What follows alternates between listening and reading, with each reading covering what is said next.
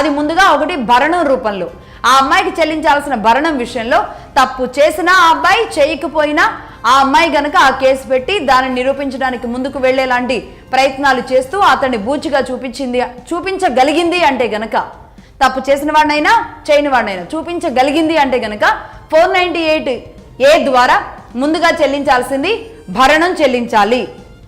పూర్తిగా ఆ అమ్మాయి ఎంత డిమాండ్ చేస్తే అంత ఇవ్వాలి. అలాగే పిల్లల్ని చూడడానికి అంటే పిల్లల్ని ఎవరికి అప్పచెప్తారు? చిన్నపిల్లలు అయితే కనుక తల్లికే అప్పచెప్తారు. కనీసం తండ్రి పిల్లల్ని చూడడానికి కూడా వీలుండదు.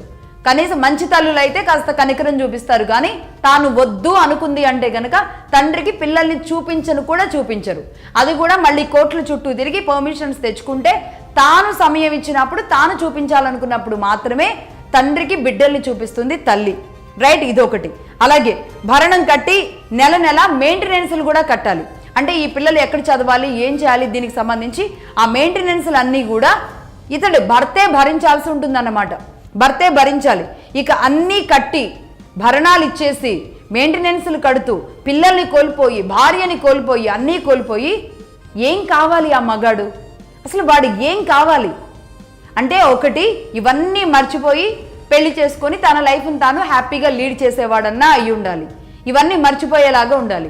అది ఎంతమంది చేయగలుగుతారు? లేనివాడు ఇలా కుళ్ళి కుసించి ఏడుస్తూ అలా చచ్చిపోవాలి. ఈ రెండే జరగాలి ఆ మగవాళ్ళ విషయంలో. తప్పు చేసినా తప్పు చేయకపోయినా ఈ రెండిట్లో ఇలా ఉంటుంది. అంటే నిజానికి నేను ఇంతకు ముందు చెప్పినట్లుగా మగవాడికి ఎమోషన్స్ లేవు, పెద్ద విడాకులైనా పెద్ద పట్టించుకోడు, పెద్ద లైట్ తీసుకుంటాడు అనే ముద్ర ఏదైతే ఉందో ఈ ముద్ర కారణంగా జరుగుతున్న పరిస్థితులే ఇవన్నీ అన్నమాట. రైట్, ఇది నెంబర్ 5. ఇక మిగతా డీటెయిల్స్ కూడా చూద్దాం.